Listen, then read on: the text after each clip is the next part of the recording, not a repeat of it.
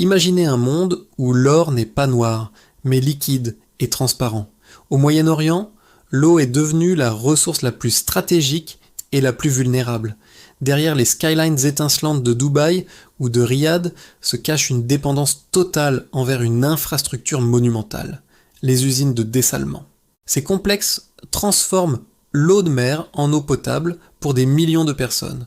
Sans elles, ces métropoles du désert cesseraient d'exister en quelques jours.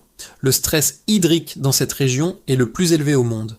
L'Arabie Saoudite, les Émirats et le Qatar sont en première ligne de cette crise invisible.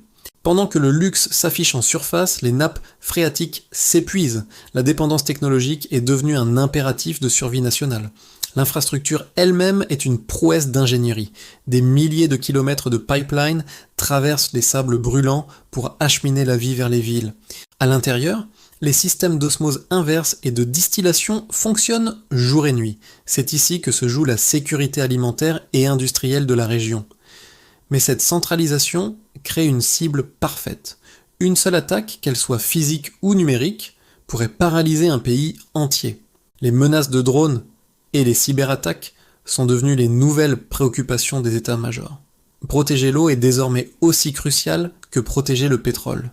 Si les usines s'arrêtaient, les conséquences seraient humanitaires. Imaginez des villes désertées, des populations privées de la ressource la plus élémentaire. Pour contrer cela, des systèmes de défense sophistiqués entourent ces sites. Batteries de missiles et surveillance radar veillent sur cet or bleu. Le XXIe siècle ne sera pas seulement marqué par la lutte pour l'énergie, mais par la sécurisation de l'eau potable dans un climat de plus en plus hostile.